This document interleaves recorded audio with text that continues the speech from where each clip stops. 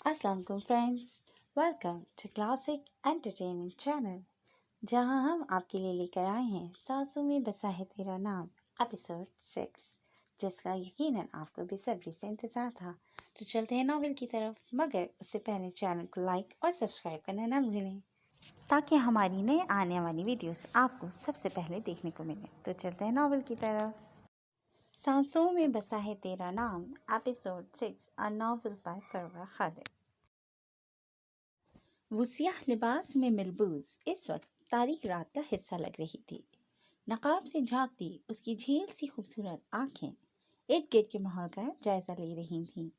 वो सियाह बंगले में ट्रकों में लाई गई बहुत सारी बोरियों के साथ एक बोरी में कैद होकर आई थी। उससे पहले से ही खबर मिल चुकी थी कि ये बोरियां सीधी सियाह बंगले के तहखाने में ले जाई जानी हैं, जहां वहां के मालिकों की इजाज़त के बगैर जाना नामुमकिन सी बात थी। मगर वो इतनी देर से स्मेल भरी बोरियों के बीच रहकर आखिरकार वहां पहुंच गई थी। शब्बीर खान के आदमी ट्रकों से सारा सामान तहखाने में शिफ्ट करके जा चुके थे। वो हर तरफ से तसल्ली करती बोरी से बाहर निकल आई थी। यहाँ कामयाबी के साथ पहुंच जाने के बाद उसकी आंखों की चमक बढ़ गई थी। वो हर काम दिल से करती थी, इसलिए हमेशा कामयाबी ही उसके मुकद्दर में लिखी जाती थी। उसने जल्दी से अपनी जीन्स की खुफिया पॉकेट से मिनी कैमरा निकालते पूरी तहखाने को अच्छी तरह से कैप्चर करना शुरू कर दिया था। उसका यहाँ आने का मकसद ही तहखाने का पूरा नक्शा अपने कैमरे में महफूज करना था। इससे ज़्यादा वो इस वक्त कुछ करने की ताकत नहीं रखती थी। लेकिन सियाह बंगले के तहखाने का सिर्फ नक्शा निकालना ही बहुत बड़ी बात थी। वो अपना काम करके हटी ही थी जब उसे किसी के इस तरफ आते कदमों की आवाज़ सुनाई दी थी। वो फौरन भागकर वापस बोरी में घुसी थी। जब उसे दो आदमी तहखाने के दरवाजे से दाखिल होते अंदरूनी हिस्से की जानिब जाते दिखाई दिए थे।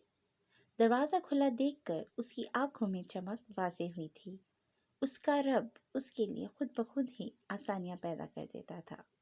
वो बोरियों के पीछे से ज़मीन के साथ अपने वजूद को घसीट कर दरवाजे की जानिब बढ़ रही थी। उसकी कोहनियाँ छिल चुकी थीं, मगर उसे परवाह नहीं थी। वो बस जल्द अज जल्द यहाँ से निकल जाना चाहती थी। वहबान इस वक्त अपना लैपटॉप खोले उस ट्रैकर को ट्रेस कर रहा था, जो उसने चिप की सूरत उस फकीरनी के गैटअप वाली लड़की के कंधे में बेवस की थी। जब कुछ देर के बाद लोकेशन ब्लिंक होने लगी थी। रेड मार्क एक यूनिवर्सिटी की निशानदेही कर रहा था, जिसका मतलब था कि वो लड़की इस वक्त मुकामी यूनिवर्सिटी के सोशियोलॉजी डिपार्टमेंट में मौजूद थी। वो लड़की कौन थी, इसका पता वहां जाकर ही लगवाया जा सकता था। वहबान के पास उसकी गर्दन पर बने दो सियाह तिलों के सिवा कोई क्लू नहीं था, जो उस लड़की तक पहुंचने में मुआविन साबित नहीं हो सकता था। उस लड़की की आंखें देखकर साफ पता चलता था कि उसने लेंस लगाए हुए थे। उस लड़की का हुलिया तस्वुर के पर्दे पर बार बार लाने के बावजूद वहबान को कोई ऐसी निशानी नहीं मिल पाई थी, लेकिन फिर भी उसे खुद पर भरोसा था। वो उस लड़की को ढूंढने में नाकाम तो किसी सूरत नहीं लौटेगा। वहबान अपना हुलिया यूनिवर्सिटी जाने के मुताबिक तब्दील करता वहां से निकल आया था।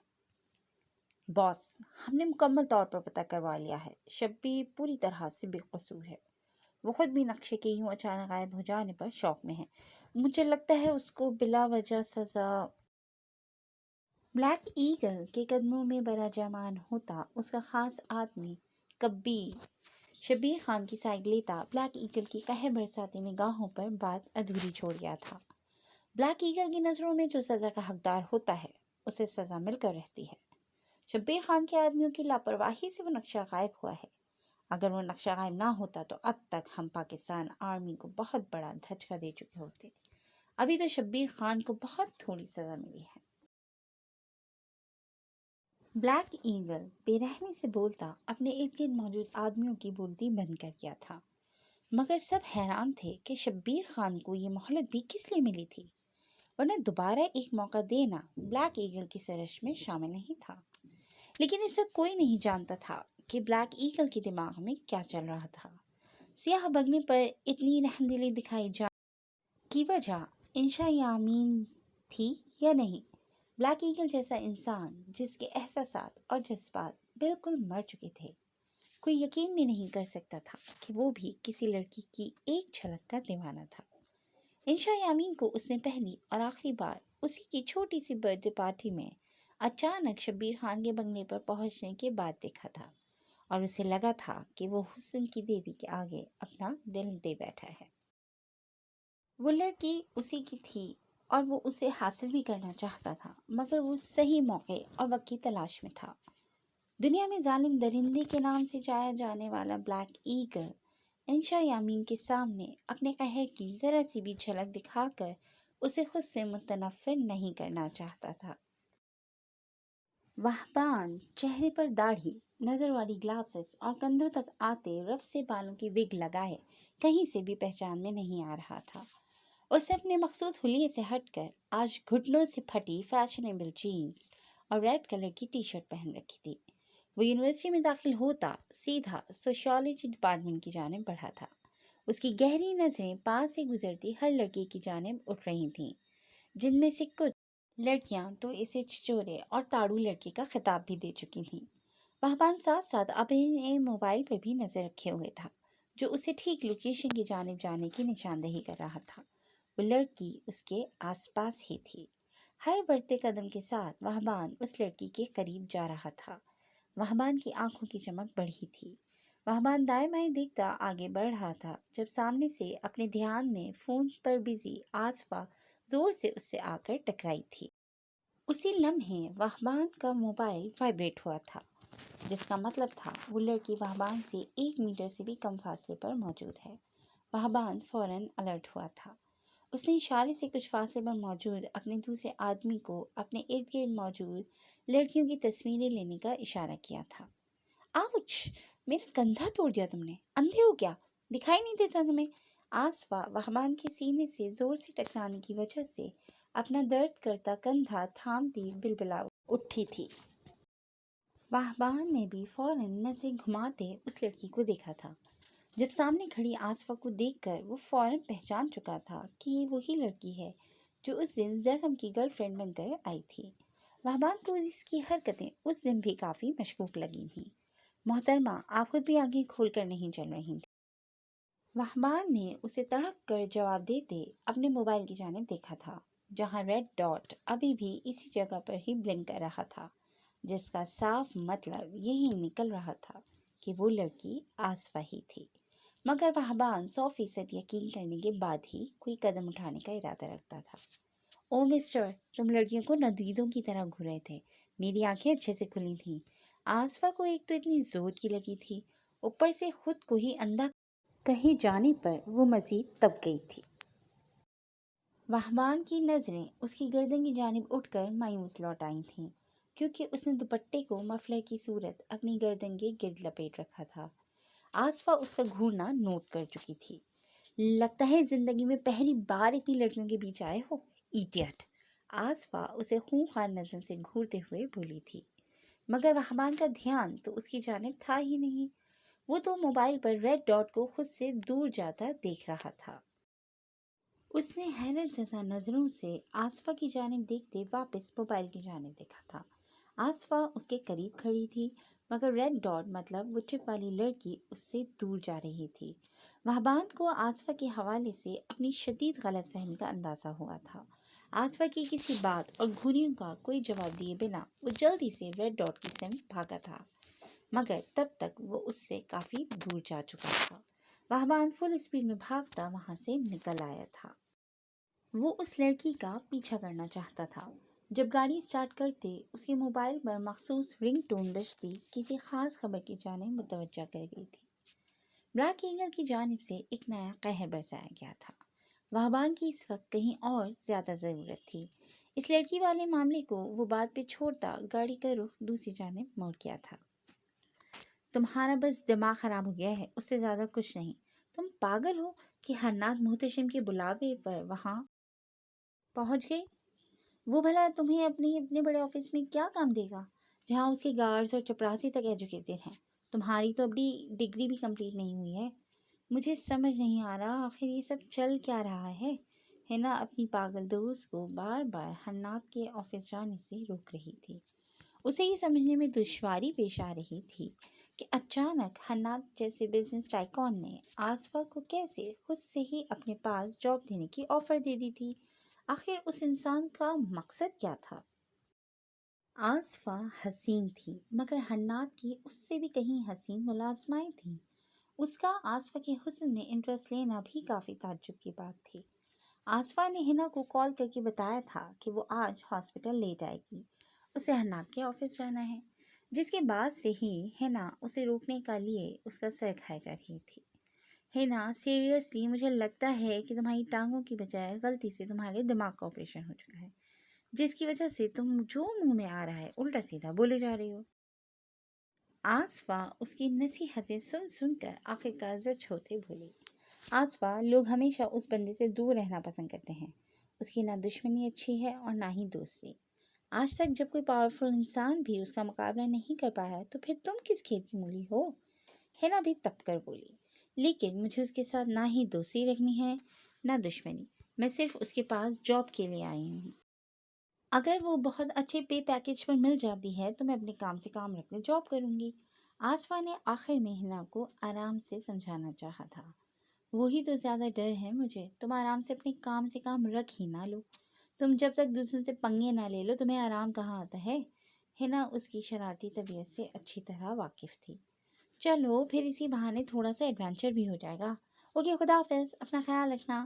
आसफा उसे मजीद चिढ़ाती फोन बंद कर गई थी। वो हन्नात का दिया गया कार्ड दिखाती बाहर वाले गेट से तो दाखिल हो गई थी, मगर अब बिल्डिंग की मेन एंट्रेंस जिसके बाहर मुस्ताद गार्ड्स खड़े थे, उधर से गुजरना आसफा को मुश्किल लग रहा था। आसफा एक साइड पर खड़ी नाखून दांतों से कुतरती वहीं खड़ी थी जब उसे बाहर वाले गेट से 5 सियाह गाड़ियां तेज रफ्तारी से अंदर आती दिखाई दी थीं, जो ऑफिस की बनाई गई गोल रविश से होती मेन एंट्रेंस के सामने आन रुकी थीं। आसफा भी कुछ फासले पर खड़ी वहां मौजूद हर एक को अलर्ट होता देख रही थी। दूसरे नंबर वाली गाड़ी बिल्कुल मेन गेट के आगे रुकी थी। गार्ड्स के भागकर दरवाज़ा खोलने पर अंदर से हन्नाद मोहतशिम को बरामद होता देखकर आसफा की आंखों में चमक उभरी थी। शुक्र है वो बाहर ही मिल गया था उसे। हेलो सर, थैंक गॉड आपसे यहाँ मुलाकात हो गई, वरना आपके ये हट्टे कट्टे गार्ड्स मुझे घूर घूर कर ही आदा कर देते। अब आप इन्हें कहें कि मुझे आपने ही अंदर बुलाया है, मुझे अंदर जाने दें। आसफा बिना कुछ सोचे समझे भागकर मेन ग्लास स्टोर की जाने बढ़ते हन्नाद के रास्ते में आती वहां मौजूद हर शख्स की निगाहों का मरकज बनी थी। किसी को हन्नाद की मर्जी के बगैर बोलने की आदत नहीं थी, और ये बेवकूफ़ लड़की उसका रास्ता काट कर उसके मुकाबिल खड़ी उल्टा सीधा बोलती अपनी शामत को दावत दे रही थी। हन्नाद ने अपनी लाल होती आंखों से ग्लासेस उतारते जिन कहर बरसाती निगाहों से उसे घूरा था, आसफा का दिल उछल कर बाहर आ गया था। How dare you stupid girl! हन्नाद ने दांत पीसते बहुत मुश्किल से खुद को कुछ सख्त कहने से रोका था। आसफा को कलाई से थामकर दूसरी जानिब धकेलते हन्नाद अंदर की जानिब बढ़ गया था, जबकि उसके धक्के पर आसफा अपना तवाज़ुन बरकरार ना रख पाती साइड पर रखे गमले पर जा गिरी थी। उसकी पेशानी गमले के किनारे पर लगती थोड़ी सी जख्मी हुई थी। उसने पलटकर अंदर की जानिब जाते उन सब बेहिस लोगों की जानिब देखा था जिनमें कोई एहसास नाम की चीज़ नहीं थी। खुद ही अपने आप को संभालती वो उठ बैठी थी। आसफा तकलीफ बर्दाश्त करने के मामले में बहुत कमज़ोर दिल थी। अभी भी माथे से निकलता अपना खून देखकर उसकी आंखों से आंसू बह निकले थे। उसे हिना की बात बिल्कुल ठीक लगी थी। यही लग रहा था कि इस शख्स ने उसे अपने ऑफिस बेइज्जत करने के लिए बुलाया था। आसफा ने भीगती आंखों से ग्लास वॉल के अंदर का मंजर देखा था, जहां हन्नाद उसे सीढ़ियां चढ़कर ऊपर जाता दिखाई दिया था। एन इसी लम्हे हन्नाद ने भी पलटकर आसफा की जानिब देखा था। लम्हे भर को उसकी नजरें ठहर सी गई थीं, मगर फिर वो अपनी सर्च निगाहें फेरता ऊपर की जानिब बढ़ गया था। بلیک ایگل نے آج غیر قانونی طور پر سمندری راستے سے بھارت کے کچھ دہشت گردوں کو پاکستان میں داخل کروایا تھا۔ پاک فوج اور رینجرز کی نفری یہ خبر ملتے ہی وہاں پہنچ چکی تھی۔ جب عین وقت پر اپنے آدمیوں کو وہاں سے نکلواتے، بلیک ایگل نے اس جگہ پر بلاسٹ کروا دیا تھا، جس کے نتیجے میں کافی قیمتی جانوں کا نقصان ہوا تھا۔ ہر طرف سوگواریت سی پھیل گئی تھی۔ نہ صرف ملک میں خطرناک لوگ داخل ہو چکے تھے، بلکہ اپنے ہی لوگوں کی نمک حرامی اور غداری کی وجہ سے ملک کے محافظ اپنی جانیں گنوا بیٹھے تھے۔ وہبان سمیت وہاں بیٹھے تمام آفیسرز کا دل دکھ سے پھٹ رہا تھا۔ ان کا بہت بڑا نقصان ہو چکا تھا۔ وہبان کا بس نہیں چل رہا تھا ابھی جا کر بلیک ایگل نامی اس عفریت کو نیز تو نابود کر دے، مگر کرنل شیر خان نے اس کے ہاتھ باندھ رکھے تھے۔ وہ ایسا کچھ جذباتی عمل نہیں ہونے دینا چاہتے تھے جو بلیک ایگل ان سے اس وقت نکلوا کر ان کا مزید نقصان کروا سکتا تھا۔ سر، کیا ہم ایسے ہی سر پکڑ کر بیٹھے دیکھتے رہیں گے؟ اپنے لوگوں کے جنازے اٹھاتے رہیں گے؟ وہ شخص ہر گزرتے دن کے ساتھ ہمیں کسی نئے زخم سے روشناس کروا رہا ہے۔ میں بالکل نہیں سمجھ رہا آپ نہ جانے کس مصلحت کی تلاش میں بیٹھے ہیں۔ وہبان ہر لحاظ بھلاتا اپنے سامنے بیٹھے آفیسرز پر بھڑک اٹھا تھا، جو اسے یہ مشن دینے کے بعد بھی پوری طرح سے کام اپنی مرضی کے مطابق نہیں کرنے دے رہے تھے۔ یہی بات وہبان کا دماغ خراب کر رہی تھی۔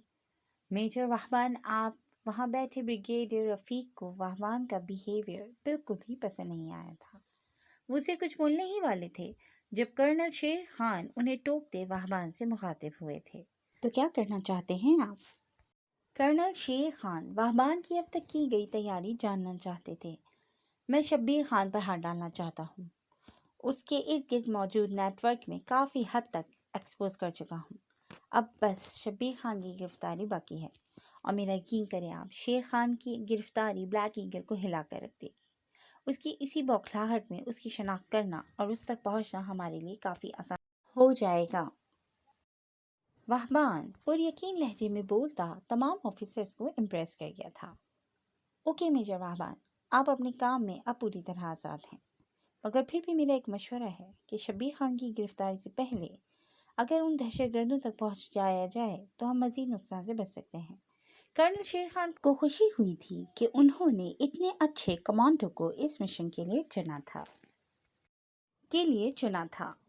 کرنل شیر خان کی بات میجر وہبان کے اداس چہرے کو روشن کر گئی تھی۔ بلیک ایگل کی گرفتاری اس کی زندگی کا سب سے بڑا مقصد بن چکا تھا۔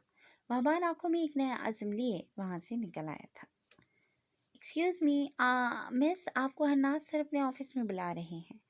آصفہ کی پیشانی سے خون کافی زیادہ بہہ رہا تھا، جس پر رکھا ٹشو بھی بالکل ریڈ ہو چکا تھا۔ آصفہ نے دوسرا ٹشو نکالتے اپنے ماتھے پر رکھتے وہاں سے جانا ہی بہتر سمجھا تھا۔ ایک بار تو اس کا دل چاہا تھا اندر جا کر حناط محتشم کا منہ توڑ دے، مگر پھر ہینا کی نصیحتیں یاد کرتے اور ہر وقت حناط کے گرد منڈلاتے اس کے گارڈز کا خیال آتے وہ خاموشی سے پلٹ آئی تھی۔ جب پیچھے سے بھاگ کر آتی لڑکی کی بات نے آصفہ کو اچھا خاصا تپا دیا تھا۔ وہ غصے سے پلٹی تھی، جہاں ایک انتہائی اسٹائلش سی لڑکی پینٹ کوٹ پہنے کھلے بال اور فل میک اپ کے ساتھ بے پناہ حسین لگ رہی تھی۔ آصفہ کو اپنا حلیہ اس کے سامنے ملازمہ جیسا ہی لگا تھا۔ جو تمہارے باس میرے ساتھ کر چکے ہیں، اس کے بعد تو سوال ہی پیدا نہیں ہوتا کہ میں ان سے ملوں جا کر۔ جاب کی ضرورت ہے، مگر اس کا یہ مطلب نہیں کہ میں آپ کے باس کے ہاتھوں ذلیل ہوتی پھروں گی۔ آصفہ تنک کر بولتی آگے بڑھی تھی۔ حناط اس کی سوچ سے بھی بڑھ کر عجیب انسان نکلا تھا۔ پہلے اسے اپنے اتنے لوگوں کے سامنے دھکا مار کے گرا دیا تھا اور اب اس سے ملنا چاہتا تھا۔ وہ بھی آصفہ تھی۔ ایٹیٹیوڈ تو اس میں بھی بہت زیادہ تھا۔ دیکھیں مس آصفہ، میری بات سنیں۔ وہ لڑکی تیز قدموں سے چلتی دوبارہ اس کے راستے میں آئی تھی۔ آپ یہاں سے حناط سر کی مرضی کے بغیر نہیں نکل سکتی۔ وہ دیکھیں سامنے گارڈز کھڑے ہیں جو آپ کو کسی صورت نکلنے نہیں دیں گے۔ میری بات مانیں اور سر کی بات سن لیں۔ آپ بہت لکی ہیں کہ وہ آپ کو یوں خود سے بلا رہے ہیں، ورنہ لوگ مہینوں مہینوں ترستے ہیں ان سے ملنے کی اپائنٹمنٹ لینے کے لیے۔ میرا مخلصانہ مشورہ ہے کہ ضد ختم کریں اور آرام سے جا کر ان سے مل لیں۔ وہ لڑکی بہت ہی نرمی اور اچھے سے آصفہ کو سمجھاتے ہوئے بولی، جس کا دماغ غصے میں ہونے کی وجہ سے سوچنے سمجھنے کی صلاحیت ختم کر دیتا تھا۔ مگر انہوں نے یہاں سب کے سامنے مجھ سے اتنا برا بیہیو کیوں کیا؟ دیکھیں مجھے کتنی سخت چوٹ آئی ہے۔ آصفہ منہ پھلائے اس لڑکی سے شکوہ گناہ لہجے میں حناد کی شکایت کرتے ہوئے بولی۔ اسے یہ لڑکی بہت اچھی لگی تھی۔ آج تک سر کا راستہ روکنے کی جرت کسی نے بھی نہیں کی ہے۔ آپ تو شکر کریں کہ سر نے صرف سائڈ پر ہی کیا آپ کو۔ جتنے غصے والے وہ ہیں، لمحے بھر کو تو ہمیں لگا تھا کہ وہ آپ کو اٹھا کر کسی دوسری دنیا میں ہی پھینک دیں گے۔ وہ اپنی شان میں ہوئی ذرا سی گستاخی بھی برداشت نہیں کرتے۔ آپ کو اتنے تھوڑے میں کیسے بخش دیا؟ ہم سب ابھی تک حیران ہیں۔ اس لڑکی نے آصفہ کا آخری شکوہ بھی نہایت ہی سمجھداری سے دور کر دیا تھا، جسے سنتے ہی آصفہ کے دل میں پہلی بار حناد محتشم کے حوالے سے خوف پیدا ہوا تھا۔ تو پھر آپ لوگ اتنے ڈرونے بندی کے ساتھ کام کیسے کرتے ہو؟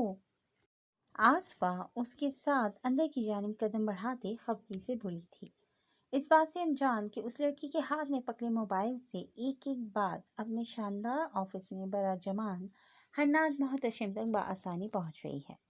وہ اس لڑکی کو اپنی ٹیم میں شامل کرنے سے پہلے پوری طرح سے اس کی جانچ پرکھ کرنا چاہتا تھا۔ وہ اس کا پیدا ہونے سے لے کر اب تک کا سارا بایو ڈیٹا نکلوا چکا تھا۔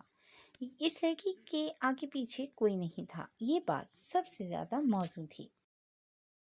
ویسے اتنے دولت میں انسان کا مغرور ہونا بنتا بھی ہے۔ آصفہ بولنے سے باز نہیں آئی تھی۔